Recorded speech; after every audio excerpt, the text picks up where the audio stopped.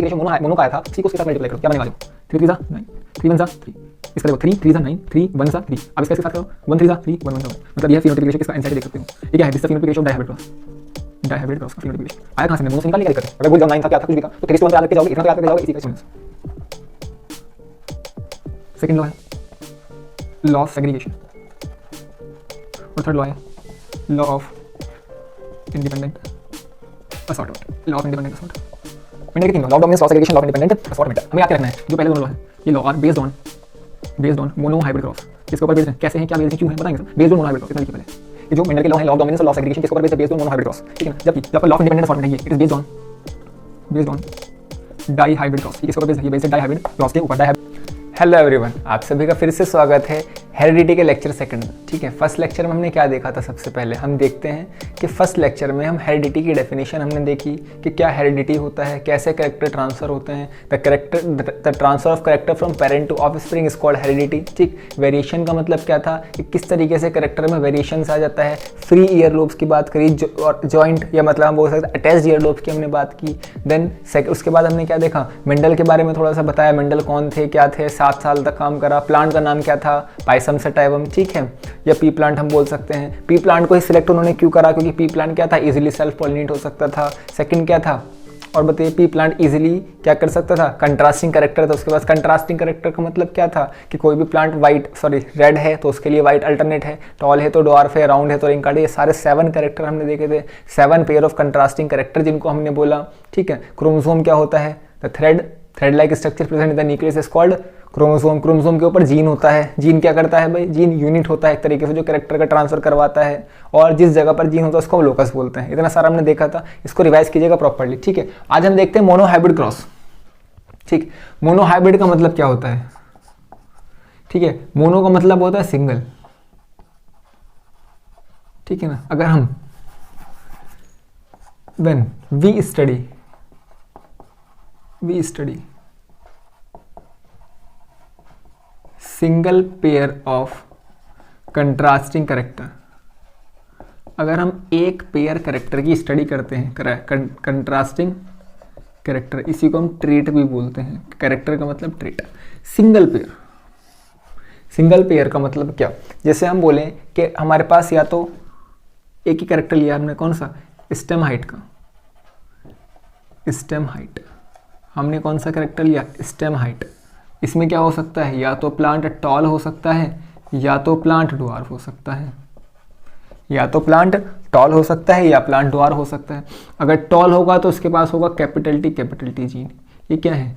उसके पास उसके जीन्स हैं, ठीक है, स्मॉल टी, ठीक है ना। ठीक, अगर टॉल प्लांट होगा तो कैपिटल टी होगा उसके पास, ड्वार्फ होगा तो स्मॉल टी होगा। ठीक, अब अगर मैं कैपिटल टी को लिखता हूं, ठीक, इसके पास जो एक कैपिटल टी होता है, इसके लिए हम यूज करते हैं वर्ड एलिल होता क्या है? The alternate form of gene, एक जीन की अल्टरनेट फॉर्म।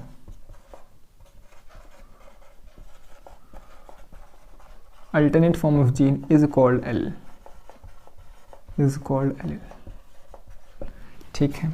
तो स्टेम हाइट का मेंडल ने सबसे पहले एक मोनो हाइब्रिड क्रॉस कराया। ठीक है, मोनो हाइब्रिड का मतलब अगर हम एक single pair of contrasting character की अगर हम स्टडी करते हैं तो उसको बोलते हैं mono hybrid cross. Stem height Mendel ने लिया। ठीक, पहले टॉल और ड्वार्फ उसके अंदर होंगे, लिखवाया था कल। टॉल मतलब कैपिटल टी, ड्वार्फ मतलब स्मॉल टी। ठीक है, चलिए अब इसके आगे हम देखते हैं। और ये कैपिटल टी का एलिल है। एलिल का मतलब अल्टरनेट फॉर्म ऑफ जीन, एक जीन की एक अल्टरनेट फॉर्म को हम एलिल बोलते हैं। अब किस तरीके से हम क्रॉस कराते हैं?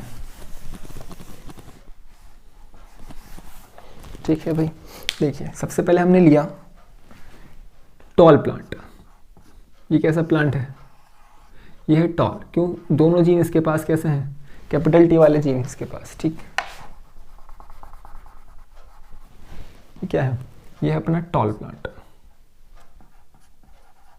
ठीक, और हमने लिया एक स्मॉल टी। ये कैसा होगा? ये होगा ड्वार्फ मतलब छोटा, बोना जिसको हम बोल सकते हैं। ठीक, अब जो गैमीट्स आते हैं आगे कौन आएगा? एक गैमीट आएगा कैपिटल टी, यहाँ से एक गैमेट आएगा स्मॉल टी। ये क्या है? This is called gametes. L बोल सकते हैं, हमने गैमेट वर्ड का यूज किया। यहाँ से क्या है? गैमेट्स हैं। ठीक, अब जो ये गैमेट है क्या करेंगे? क्रॉस होंगे, बनेगा क्या? Capital T small T. ठीक, ये कौन सी जनरेशन है? F1, मतलब पहली जनरेशन आई है ना अभी है, तो इसके लिए हमने बोला इसको F1 जनरेशन, F1 जनरेशन। ठीक, अब कोई मुझे बताएगा प्लांट होगा कैसा? क्या ये प्लांट टॉल होगा? ये प्लांट कैसा होगा? टॉल होगा या ड्वार्फ होगा? बताओ भाई कैसा होगा? टॉल होगा या ड्वार्फ होगा? देखो इसके पास कैपिटल टी जीन भी है, स्मॉल टी भी है, लेकिन हमने क्या देखा था? कैपिटल टी वाला, जो एक कैपिटल टी वाला होता है डोमिनेंट शो करता है, ये डोमिनेंट होता है, ये क्या होता है? स्मॉल टी रिसेसिव होता है। तो जब ये दोनों एक साथ होंगे तो कौन अपने आप को शो करेगा? डोमिनेंट वाला। मतलब अगर जब भी आपको कैपिटल टी स्मॉल टी लिखा दिख जाए तो वो क्या होगा? टॉल होगा, ड्वार्फ नहीं होगा। क्यों नहीं होगा बताया? क्योंकि जो स्मॉल टी वाला है वो क्या है? वो रिसेसिव है। रिसेसिव है का मतलब वो शो नहीं होगा। कब? जब ये दोनों प्रेजेंट होंगे। लेकिन अगर यहाँ पर मैं बोलूँ स्मॉल टी प्रेजेंट है तो इसके पास कौन सा एलील है? स्मॉल टी वाला। स्मॉल टी क्या बताता है भाई? प्लांट क्या होगा? ड्वार्फ होगा। अब दोनों ही स्मॉल टी है, मतलब इन्हीं का इफेक्ट शो होगा, मतलब प्लांट क्या होगा? ड्वार्फ होगा। मैं बोलूँ कैपिटल टी है तो प्लांट कैसा होगा? दोनों कैपिटल टी है, मतलब दोनों अपना आप को शो कर सकते हैं, मतलब टॉल।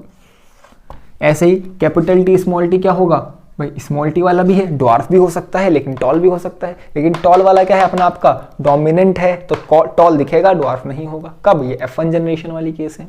तो अगर क्वेश्चन आपसे पूछता है मोनो हाइब्रिड क्रॉस कराने पर, अगर हमने किसी भी एक कैरेक्टर की स्टडी करी, मोनो हाइब्रिड हमने क्रॉस कराया, तो उसमें जो F1 जनरेशन होती है उसमें प्लांट कैसा आता है? 100% डोमिनेंट वाला। अगर मैं राउंड का मैं बोलता हूं मैंने किसका क्रॉस कराया?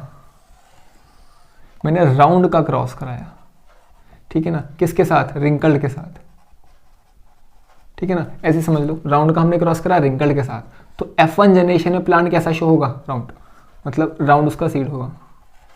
क्योंकि रिंकल्ड वाला तो डोमिनेंट नहीं है ना, कैसा है? रिसेसिव रिंकल्ड, तो F1 में तो शो नहीं होगा। तो याद क्या रखना हमने? F1 के अंदर 100% डोमिनेंट वाला अपने आप को शो करता है, रिसेसिव वाला शो नहीं करता। ठीक, चलिए अब F1 जनरेशन तो आ गई, इतना लिखा।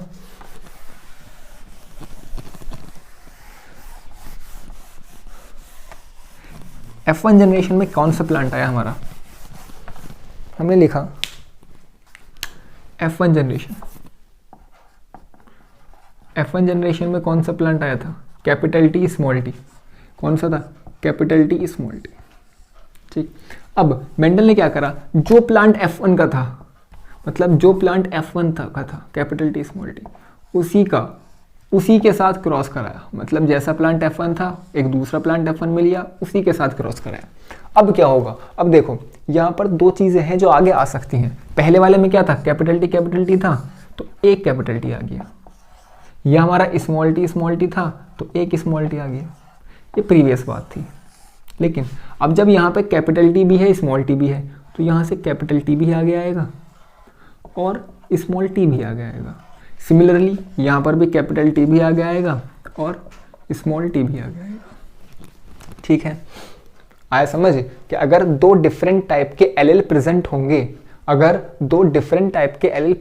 तो दोनों ही इंडिपेंडेंटली अपने आप को शो करेंगे। कैपिटल टी आएगा, स्मॉल टी आएगा, ऐसे ही कैपिटल टी आएगा, स्मॉल टी आएगा।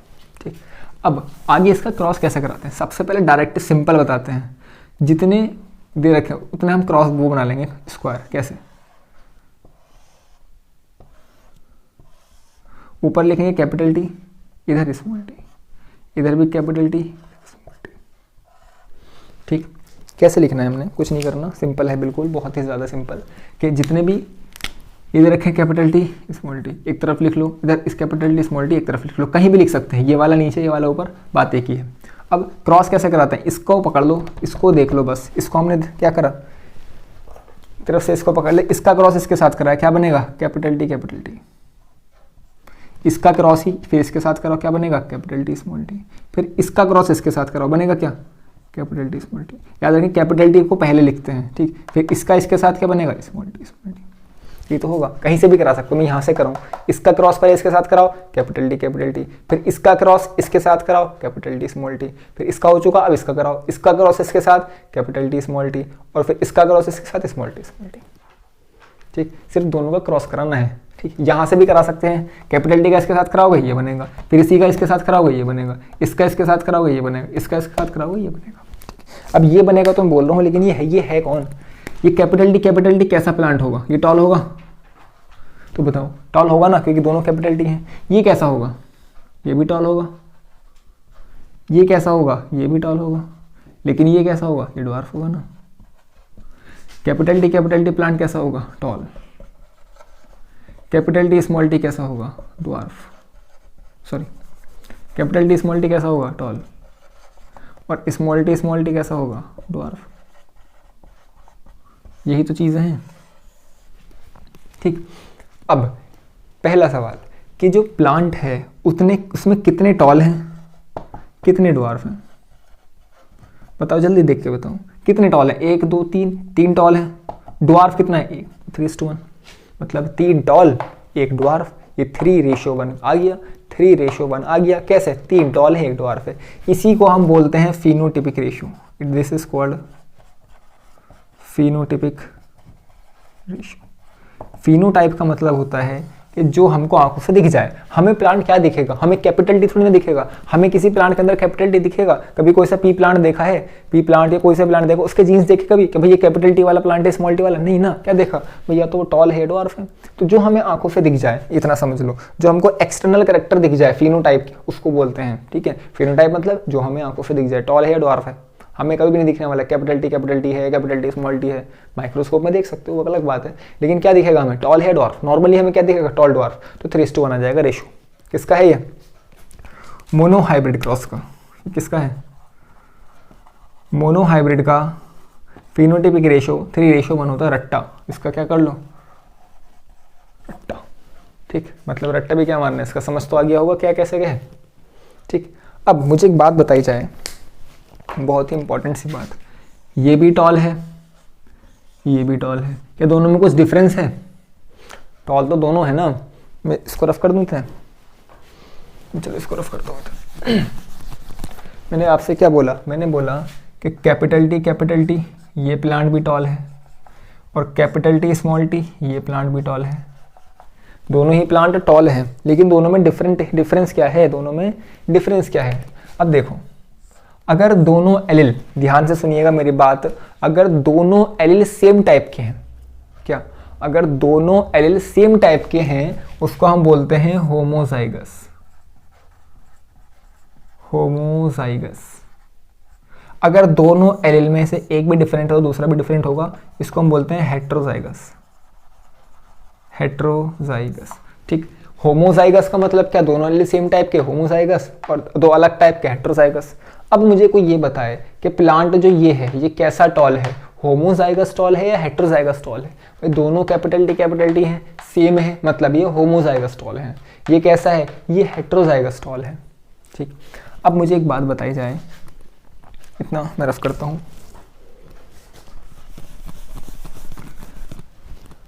अब देखो, अगर मैं लिखता हूँ यहाँ पर फिनोटिपिक हो गया, मैं लिखता हूँ जीनोटिपिक रेशियो। जीनोटिपिक रेशियो में क्या आएगा? कैपिटल टी बना, कैपिटल टी स्मॉल टी बना, और स्मॉल टी बना। ये तो 3 बन गया, कैपिटल टी स्मॉल टी और स्मॉल टी। ये तो इसके जैसा हो गया ना। ठीक, तो मैं पूछूं कि कैपिटल टी कितना बना? कितने हैं ये इसके अंदर? 1 है। कैपिटल टी स्मॉल टी कितने हैं? 2 हैं। और स्मॉल टी कितना है? 1 है।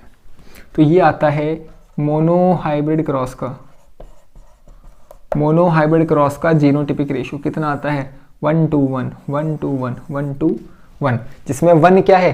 Capital T. 2 क्या है? Capital T small T. 1 क्या है? Small T. ठीक है, फिनोटिपिक रेशियो 3:1, जीनोटिपिक रेशियो 1:1। ठीक, अब एक बार मैं इसको दोबारा से रिवाइज कराता हूँ जल्दी से, स्पीडली। इसको इतना नोट किया। होमो का मतलब क्या? होमो का मतलब क्या? दोनों सेम। हेट्रो का मतलब क्या? दोनों अलग। होमो मतलब दोनों सेम, हेट्रो मतलब दोनों अलग। ठीक, चलिए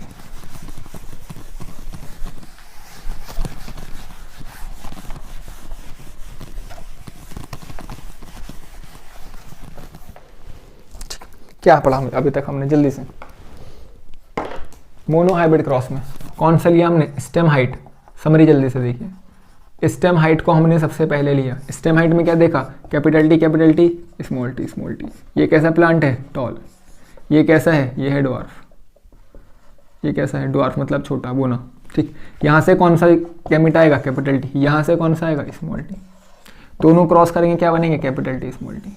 ठीक, ये क्या है, this is called gametes. This is what, this is called gametes. ये क्या है, ये पेरेंट जनरेशन है, पेरेंट जनरेशन। ठीक, दोनों ये कौन सी जनरेशन है, ये F1 फीलियल 1 जनरेशन है। अब क्या होगा, इसी का क्रॉस इसी के साथ, कैपिटल टी स्मॉल टी का क्रॉस ही कैपिटल टी स्मॉल टी के साथ क्या बनेगा, यहाँ से कौन सा ले, कैपिटल टी भी आएगा, अगर अलग है तो स्मॉल टी भी आएगा, यहाँ से कैपिटल टी भी आएगा और यहाँ से स्मॉल टी भी आएगा। दोनों का क्रॉस कराओ, कैपिटल टी का इसके साथ क्या बनेगा, कैपिटल टी, कैपिटल टी का इसके साथ क्या बनेगा, कैपिटल टी स्मॉल टी। इस कैपिटल टी का दोनों के साथ हो चुका, अब इसका कराओ, इसका इसके साथ कैपिटल टी स्मॉल टी, इसका इसके साथ स्मॉल टी। ये कैसा प्लांट, टॉल। ये कैसा प्लांट, टॉल। ये कैसा प्लांट, टॉल। ये कैसा ड्वार्फ। ये टॉल क्यों है पता चला, क्योंकि यहाँ पे ड्वार्फ भी है और टॉल भी है, लेकिन टॉल डोमिनेंट है। तो अब कोई मेरे से पूछे कि कितने tall, 3 tall 1 dwarf, 1 tall 2 tall 3 tall, 3 tall 1 dwarf. ये क्या है, 3 टॉल 1 ड्वार्फ। ठीक है ना, ये कौन सा रेशो है, this is called phenotypic ratio. This is called phenotypic ratio. Genotypic पूछे भाई कितने, कैपिटल टी कितना है, 1। क्या इधर लिखते हैं 1। कैपिटल टी कितना है, कैपिटल टी स्मॉल टी कितना है, स्मॉल टी कितना है। ये तो 3 टाइप के, capital T 1, capital T small T 2 और स्मॉल टी 1। ये आता है मोनो हाइब्रिड क्रॉस। ठीक, पीछे समझा दिया, थोड़ा स्पीडली समझाए। ठीक है, इतना आता है मोनो हाइब्रिड क्रॉस में। ठीक, चलिए अगर मैं एक चीज़ और पूछ लूँ आपसे कि बताओ कितने हमारे पास होमोजाइगस टॉल आएंगे, होमोजाइगस टॉल बताओ। 3 टॉल हैं, ये भी टॉल, ये भी टॉल, ये भी टॉल। कितने होमोजाइगस टॉल हैं, होमो हेट्रो नहीं, ये हेट्रो आ गए, ये हेट्रो। होमो कितना, ये 1। होमोजाइगस टॉल कितना आएगा, 1। हेट्रोटॉल 2। ये क्या है, हेट्रोजाइगस। हेट्रोजाइगस टॉल कितना आएंगे, 2। ये भी लिखना चाहो लिख सकते हो। ठीक है ना, हो 3 टॉल तो आएंगे, लेकिन 3 में एक होमोजाइगस टॉल, सॉरी एक होमोजाइगस टॉल ये वाला और 2 हेट्रोजाइगस टॉल। ठीक, चलिए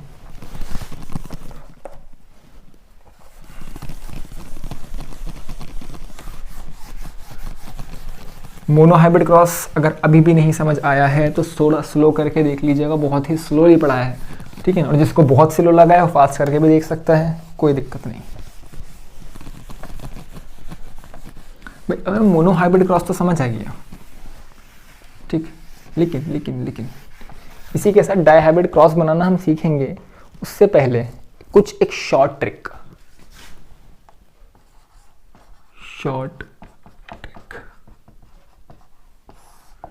मैंने बोला मोनोहाइब्रिड क्रॉस का रेशियो क्या था, ये तो याद हो गया होगा।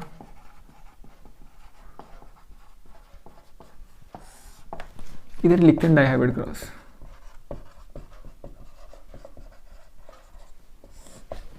मोनोहाइब्रिड क्रॉस का फिनोटिपिक रेशियो क्या था, फिनोटिपिक रेशियो क्या था, 3:1। जबकि जीनोटिपिक क्या था, जीनोटिपिक क्या था, 1:2:1। यही तो था। मोनोहाइब्रिड में क्या था, फिनोटिपिक 3:1 और जीनोटिपिक क्या था, 1:1। अब अगर मुझसे पूछता है डाइहाइब्रिड में क्या रेशियो आएगा, बिना बताए, मतलब बिना बनाए हमसे बताए पूछे, तो देखो फिनोटिपिक रेशियो में 3:1 है, और यहाँ पर जितना भी मोनोहाइब्रिड क्रॉस का रेशियो है कितना है, 3:1। इसी को इसी के साथ मल्टीप्लाई कर दो। क्या बोला मैंने, मोनोहाइब्रिड क्रॉस का रेशियो क्या है हमारा, 3:1। मोनोहाइब्रिड क्रॉस का रेशियो क्या है, 3:1। ठीक है, डाइहाइब्रिड का अगर हमसे पूछ लेता है तो फिनोटिपिक पूछे तो जो फिनोटिपिक रेशियो मोनो का आया था उसी को उसके साथ मल्टीप्लाई कर दो। क्या बनेगा, जो 3 3 जा 9, 3 1 जा 3, इसका देखो 3 3 जा 9, 3 1 जा 3। अब इसका इसके साथ करो, 1 3 जा 3, 1 1 जा 1। मतलब ये है फिनोटिपिक रेशियो किसका, एनसीईआरटी देख सकते हो। ये क्या है, this is the phenotypic ratio of dihybrid cross.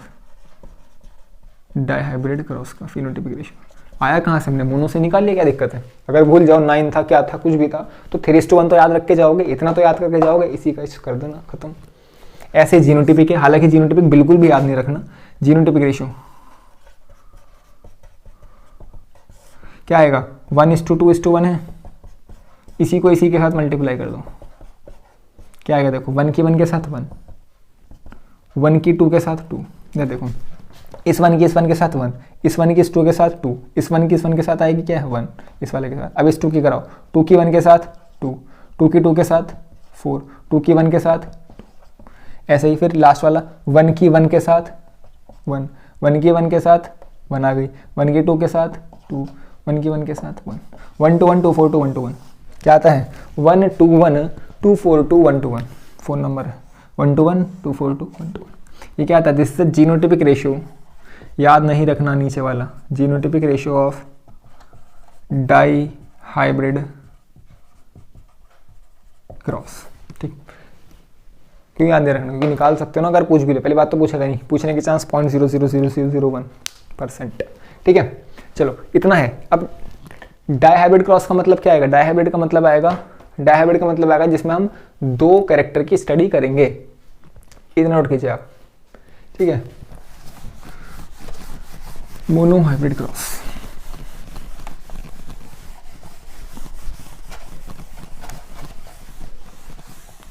ठीक, तो थोड़ा सा हम लॉ के बारे में लिख लेते हैं कि जो मेंडल के लॉ थे, law of Mendel's,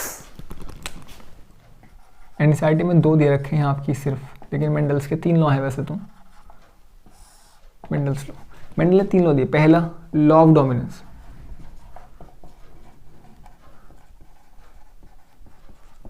second law है लॉ ऑफ सेग्रीगेशन, और थर्ड लॉ है law of independent assortment, law of independent assort. Mendel के 3 law of dominance, law of segregation, law of independent assortment. हमें याद क्या रखना है, जो पहले दोनों लॉ हैं ये law are based on monohybrid cross. किसके ऊपर बेस्ड है, कैसे हैं, क्या बेस्ड हैं, क्यों हैं, बताएंगे सब। बेस्ड ऑन मोनोहाइब्रिड क्रॉस, इतना लिखिए पहले कि जो मेंडल के लॉ हैं, लॉ ऑफ डोमिनेंस और लॉ ऑफ सेग्रीगेशन, किसके ऊपर बेस्ड है, बेस्ड ऑन मोनोहाइब्रिड क्रॉस। ठीक है ना, जबकि जो आपका लॉ ऑफ इंडिपेंडेंट असॉर्टमेंट है ये, it is based on di hybrid cross. ये किसके ऊपर बेस्ड है, ये बेस्ड है डाई हाइब्रिड क्रॉस के ऊपर। डाई हाइब्रिड क्रॉस के ऊपर बेस्ड है कौन, law of independent assortment. NCERT में आपके 2 गिवन है बस, लॉ ऑफ डोमिनेंस को बताया भी है और नाम भी नहीं दिया। ठीक है, इतना लिखे, मेंडल के 3 लॉ कौन कौन से, law of dominance, law of segregation, law of independent assortment. ठीक है, इसको डिटेल में देखेंगे थोड़ा सा कि कौन सा लॉ क्या बताता है, सिंपल डेफिनेशन लिखेंगे। ठीक, इतना लिखिए पहले।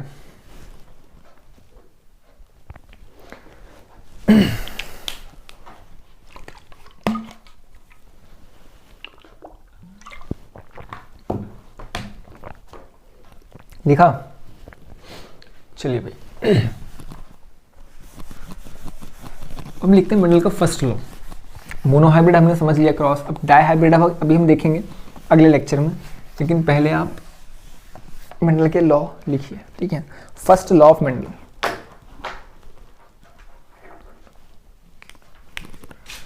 First law of Mendel, first law of Mendel. Mendel के फर्स्ट लॉ के बारे में हम देखते हैं।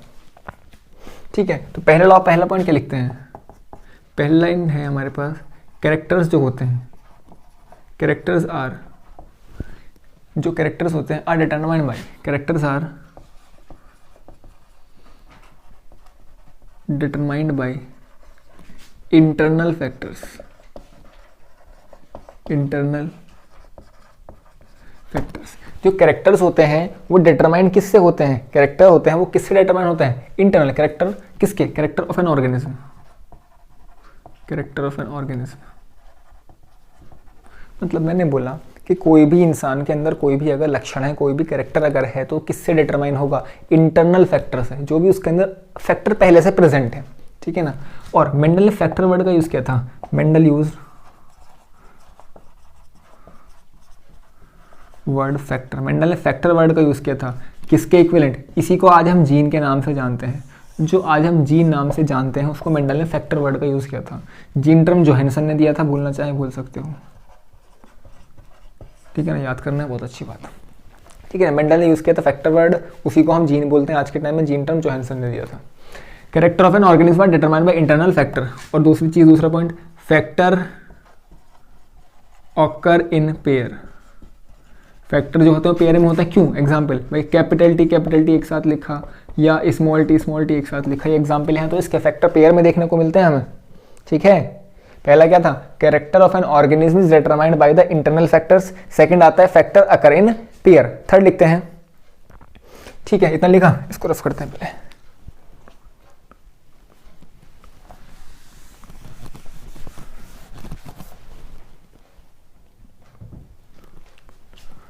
थर्ड पॉइंट आता है only one of a such pair, only one of a such pair present in an organism,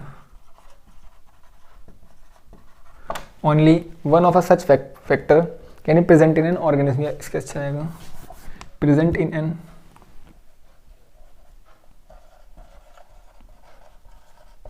gamete, only one of a such factor, only one of a such factor present in a gamete। देखिए पहला point क्या लिखते हैं हम, पहला point लिखती है NCERT, character of an organism determined by internal factor. जो कैरेक्टर होते हैं ऑर्गेनिज्म के वो डिटरमाइन कौन करता है, इंटरनल फैक्टर डिटरमाइन करते हैं। सेकंड, फैक्टर जो होते हैं पेयर में होते हैं, ठीक है ना, फैक्टर जो होते हैं वो क्या होते हैं, पेयर के अंदर होते हैं। थर्ड पॉइंट होता है only one of a pair of a such factor can be present in, only one of such pair, वही सच पेयर ऑफ फैक्टर,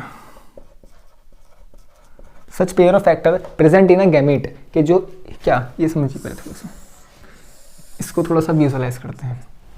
क्या बोलती है, only one of a such pair, मतलब कि जिसे बोलो फैक्टर पेयर में होता है। फैक्टर क्या होता है, कैपिटल टी स्मॉल टी, ये क्या है, दीज आर फैक्टर्स कैसे हैं, ये पेयर हैं, ठीक है ना। Only one of a such pair of a factor, मतलब ये पेयर है ना, ये क्या है, ये पेयर है। Only one of a such pair, इनमें से कोई सा एक, प्रेजेंट इन अ गैमेट, इसी को तो हम गैमेट बोलते हैं, एलील बोलते हैं। इसके अंदर एलील कहाँ होता है, गैमेट में। तो इतना समझो भाई, ये पेयर है, ये क्या है, ये पेयर है, मतलब फैक्टर है, मतलब पेयर है, तो इसमें से एक ही तो आगे आता है, यहाँ से एक ही तो आगे आता है। तो क्या बोल रहा है, ये बोला है only one of a such pair, इनमें से, इस पेयर में से ओनली एक ही factor present in a gamete, gamete में की तो प्रेजेंट होगा, ये तो लाइन लिखी है। ठीक है, समझ आया, थोड़ा सा विजुअलाइज हुआ। पहला, कैरेक्टर जो होते हैं डिटरमाइन किससे होते हैं, इंटरनल फैक्टर्स से। फैक्टर पेयर में होते हैं, फैक्टर क्या है, ये तो फैक्टर्स हैं, जीन जिसको बोला था। Factor of a such pair present in a gamete के only one of a such pair, भाई इनमें से कोई सा एक ही तो आगे आएगा। Only one of a such pair, इस पेयर में से एक, ओनली वन, ठीक है ना, प्रेजेंट इन अ गैमीट। ठीक है, ये मेंडल का फर्स्ट लॉ है। सेकंड लॉ लिखेंगे, पहले तो नोट कीजिए आप। ठीक,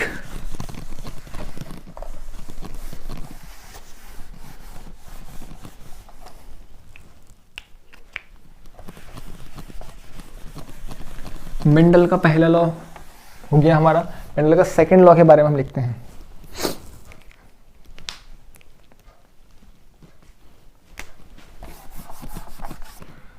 सेकंड लॉ ऑफ मेंडल, जैसे सेकंड लॉ क्या बताता है, सेकंड लॉ बताता है, इसी को हम बोलते हैं law of independent assortment according to NCERT. Independent, वो भी 10th की एनसीईआरटी, 12th की नहीं। ये क्या बताता है, ये बताता है in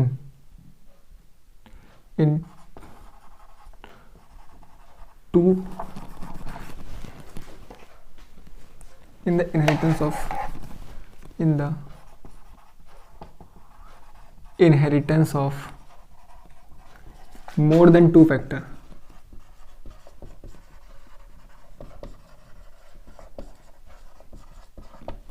ठीक है ना, in the inheritance of more than two factor both the characters या allele, both the factors are independent from other, independent from other. इसको पढ़ते क्या लिखा हमने, in inheritance of more then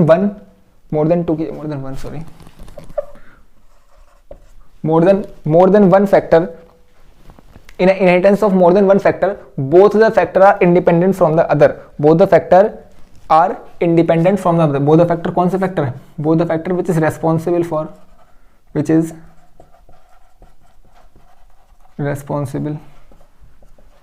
for any trait, मतलब कोई भी कैरेक्टर दिखाता है। देखो सिंपल मैंने बोला, मैं अगर डायहाइब्रिड क्रॉस जब समझेंगे जब और थोड़ा सा दोबारा समझा दूंगा इस चीज़ को, पहले भी थोड़ा समझने की कोशिश कीजिए आप। अगर हम इनहेरिटेंस के बारे में बात करें, इनहेरिटेंस का मतलब हेरिडिटी या variation in the inheritance of more than one factor. More than one का मतलब हमने दो एक साथ ले लिए भाई, हमने दो कौन से एक साथ ले लिए, सीड कलर ले लिया हमने, सीड कलर एक साथ ले लिया, या seed shape, seed colour seed shape दोनों एक साथ पढ़ रहे हैं, मतलब seed colour capital R, seed shape थोड़ा बहुत तो पढ़े रखा होगा आपने, कैपिटल वाई दोनों एक साथ हमने ले लिए। तो क्या होगा, मोर देन वन फैक्टर, एक से ज़्यादा हमने फैक्टर लिए हैं, बोथ द फैक्टर, दोनों जो फैक्टर होंगे, इंडिपेंडेंट फ्रॉम अदर, एक दूसरे से इंडिपेंडेंट होंगे। अगर इसको सेग्रीगेट होना होगा या अपना अगला सेग्रीगेट होगा, इसको सेग्रीगेट होना होगा, इसको अलग सेग्रीगेट होना होगा, तो इसलिए हम लिख देते हैं कैपिटल वाई आया। मतलब जो दोनों ही कैरेक्टर सेग्रीगेट होंगे वो इंडिपेंडेंट होंगे एक दूसरे से, क्या होंगे, इंडिपेंडेंट होंगे। ठीक है, तो पहला लॉ पढ़ा। सेकंड लॉ ये बताता है इन inheritance of more then two factor, जब हम दो फैक्टर को एक साथ स्टडी करते हैं, जब हम दो फैक्टर को एक साथ स्टडी करते हैं तो जो दोनों कैरेक्टर हैं एक दूसरे से इंडिपेंडेंट होते हैं। क्या होते हैं, एक दूसरे से इंडिपेंडेंट होते हैं। अगर थोड़ा सा समझ नहीं आया, जब डायहाइब्रिड क्रॉस हम समझेंगे जब ये थोड़ा सा आपको समझ आ जाएगा वैसे। ठीक है, तो इसको लिख लीजिए अभी आप, अगर नहीं समझ आता है तो हम डायहाइब्रिड क्रॉस में अगले लेक्चर में हम देख लेंगे। ठीक है, तो इतना सब कुछ था हमारा मोनोहाइब्रिड क्रॉस के अंदर। ठीक है, अब हम अगले लेक्चर में, लास्ट लेक्चर होगा वो हमारा हेरिडिटी का। ठीक है, उसमें हम देख लेंगे सेक्स डिटर्मिनेशन, ब्लड ग्रुप और डायहाइब्रिड क्रॉस। ठीक है ना, तब तक के लिए आप पढ़ाई करते रहे। All the very best.